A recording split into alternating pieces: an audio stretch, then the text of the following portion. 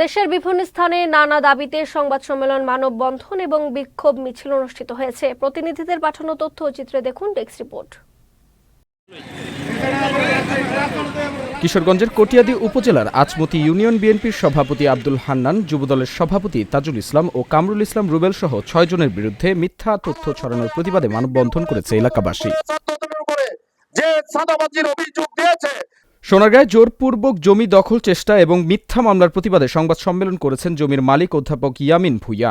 রোববার সকালে জামপুর কদমতলী এলাকায় সংবাদ সম্মেলন অনুষ্ঠিত হয়। এনসিটিভি ভবন ঘেরাও কর্মসূচিতে আদিবাসী ছাত্র জনতার উপরে হামলার বিচারের দাবিতে রাজশাহীতে বিক্ষোভ মিছিল ও সমাবেশ অনুষ্ঠিত হয়েছে। রোববার নগরীর গণকপাড়া মোড় থেকে বিক্ষোভ মিছিল বের করেন জাতীয় আদিবাসী পরিষদের কেন্দ্রীয় কমিটির নেতাকর্মীরা। মুন্সিগঞ্জের পদ্মা ও মেঘনা নদীতে অবৈধ চাঁদাবাজি, ডাকাতি ও শ্রমিক নির্যাতন বন্ধের দাবিতে বিক্ষোভ করেছেন নৌযান শ্রমিকরা।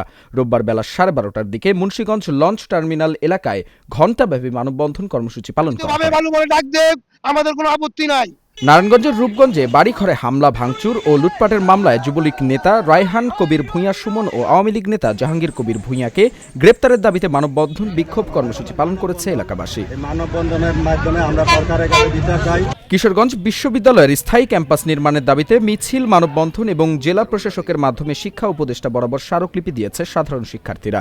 রোববার দুপুরে জেলা প্রশাসক কার্যালয়ের সামনে ঘণ্টাব্যাপী মানববন্ধন কর্মসূচি পালন করা হয়। গ্রহণ করার কার্যকরী পদক্ষেপ নেওয়ার জন্য স্মারকলিপি প্রদান। দীপু নূর, চ্যানেল এস নিউজ ডেস্ক। জেলা কিশোরগঞ্জের সর্বোচ্চ বিদ্যাপীঠ।